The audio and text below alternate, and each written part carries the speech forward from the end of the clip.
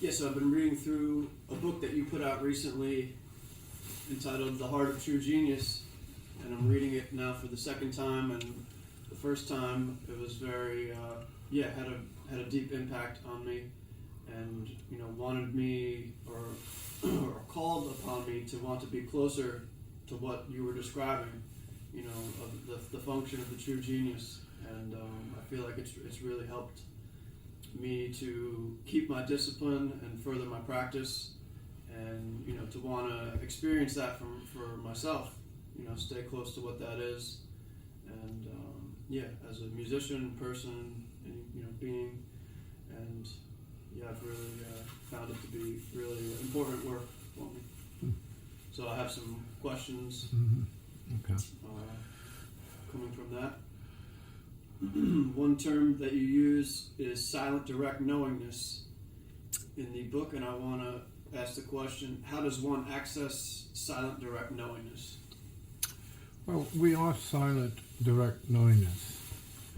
And getting back to your introduction, that we have the potential of creative intelligence as a birthright.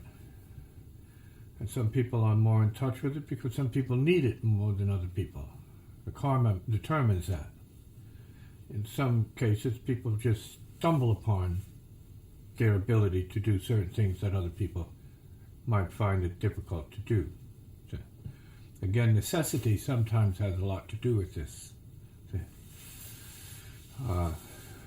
So it's not like, well, you wake up one morning choosing to be this and that. That's what happens. Right. So there are a lot of theories about the genius factor, or creative factor, if we can use that word. Genius is more of a finished product. Okay. Genius could be considered a way of doing things, okay, and a level from which to do those things. And so it's never a person, but it's something, it's a function of intelligence and consciousness. So it uses you. You don't just walk around with a badge on, plaque. Genius!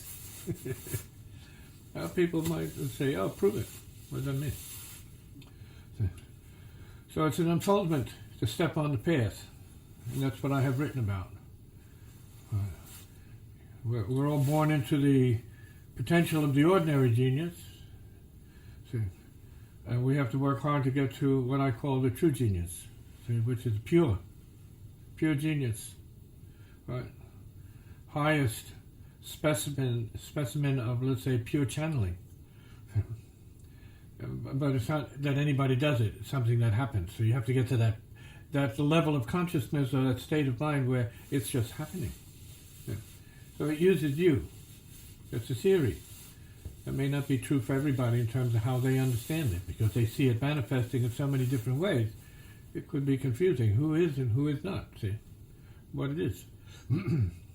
So it's related to one's innermost being from the point of view of the heart of true genius. It's about the innermost being. And so it's something that people can tune into and open to.